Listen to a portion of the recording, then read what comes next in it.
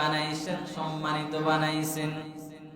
নবী আলাইহিস সালাতু ওয়াস সালামকে এক সাহাবী প্রশ্ন করে বললেন, ইয়া রাসূলুল্লাহ, আইয়ু শাহরিন তা'মুরুনি আন আসুমা বাদা রমাদান। এক সাহাবী আমার নবীকে বললেন, নবী আমার, রমাদান ব্যতীত যদি আমি অন্য কোন মাসে রোজা রাখতে চাই, আপনি আমাকে কোন মাসে রোজা রাখার আদেশ করবেন? নবীজি এবার জবাব দেয়, ইন কুনতা সায়মান বাদা শাহরি রমাদান ফাসুমিল মুহাররম ফাইন্নাহু শাহরুল্লাহ ফীহি ইয়াউমুন তাবা ফীহি আলা কওমিন ওয়া ইয়াতুবু ফীহি আলা কওমিন আখরিন। এবার নবীজি বললেন, রে সাহাবী, তুমি যদি রমাদান মাসের পরে অন্য কোন মাসে রোজা রাখতে চাও, তাহলে মুহররম মাসে রোজা রাখো। কেন জানো? এই মুহররম মাস আমার আল্লাহর মাস।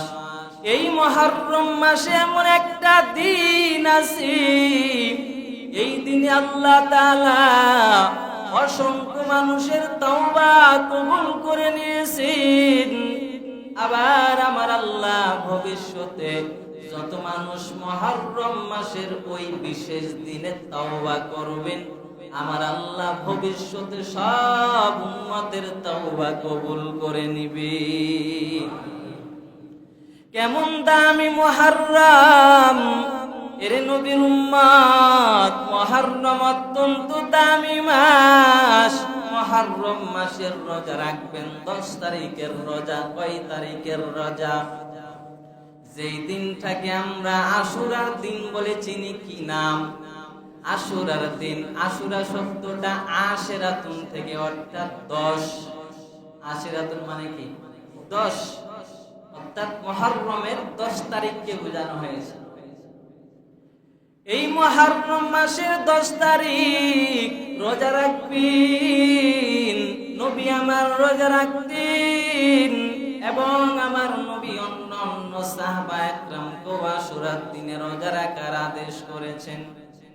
এবার সাহাবীগণ প্রশ্ন করেন, পয়গম্বর, এই মুহররমের 10 তারিখ এমন দামি একটা দিবস, এই 10 তারিখটা ইহুদি আর খ্রিস্টানরাও সম্মান করেন। অর্থাৎ এই 10 তারিখে ইহুদিরাও রোজা রাখেন, জাহিলি যুগের মানুষরাও রোজা রাখেন, খ্রিস্টানরাও 10 তারিখে রোজা রাখেন। ও নবী আমার, আমরাও যদি 10 তারিখে রোজা রাখি তাহলে খ্রিস্টানদের সাথে মিলে যায়। এইবার নবী আমার জবাব দেয়, ও সাহাবী, আগামী বছর যদি আল্লাহ হায়াত রাখেন, আগামী বছর ইনশাআল্লাহ 9 তারিখেও রোজা রাখবো।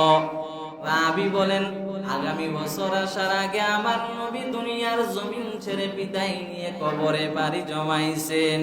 তাহলে বোঝা গেল আশুরার রোজা একটা নয়, সুন্নত হলো 2টা। কয়টা? আশুরার রোজা সুন্নত কয়টা? 9, 10 অথবা 10, 11, যেন ইহুদি খ্রিস্টানদের সাথে মিলে না যায়। এখানেও ইতিহাস আছে, আসবে পেছনে হাদিস। এই রোজাটা কোথায় থেকে আসলো? আশুরার রোজাটা আগে ফরজ ছিল, এই রোজাটা কোথায় থেকে আসলো ইতিহাস বলবো একটু পরে।